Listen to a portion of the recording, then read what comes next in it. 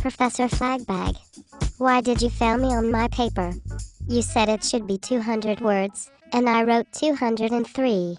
I failed you because your paper was full of sentence fragments and comma splices. What do you mean sentence fragments and comma splices? I have never heard those words in my whole entire life. Do you know what a sentence is? Sure. A sentence is a whole bunch of words followed by a period. I write them all the time.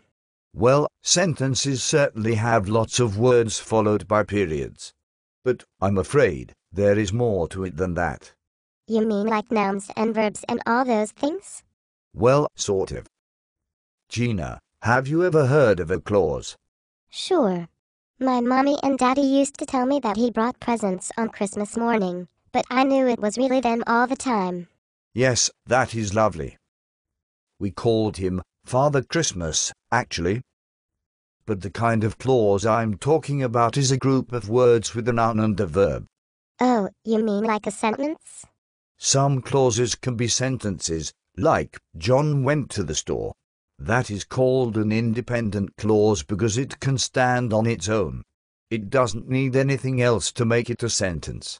So a sentence is, like, a noun and a verb and a bunch of other words followed by a period. Didn't I just say that? But there are other kinds of clauses that are not sentences. Like, because John went to the store. That is called a dependent clause. But that has more words in it than the first sentence. How can it have more words and not be a sentence too? That doesn't make any sense at all. It doesn't matter how many words are in a clause.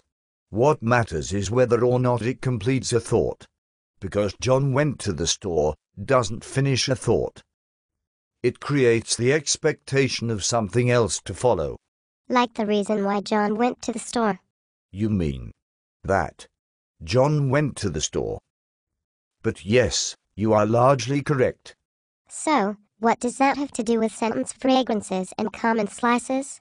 Sentence fragments and comma splices. Quite simple, really. If you have a dependent clause followed by a period, because John went to the store, you don't really have a sentence. All you have is a fragment of a sentence. That is why we call it a sentence fragment.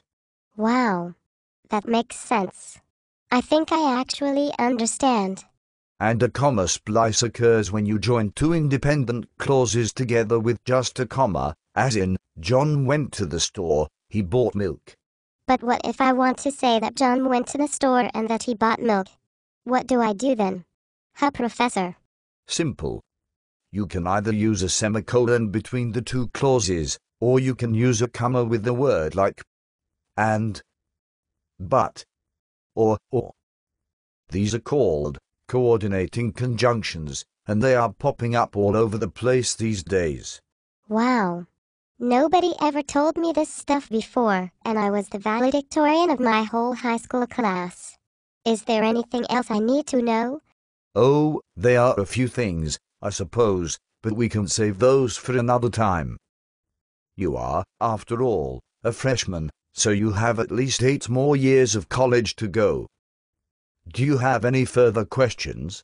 Well, just one. Why do I have to learn all of these things anyway, since I am going to be a rich businesswoman with lots of money and a secretary to handle all of this boring grammar stuff?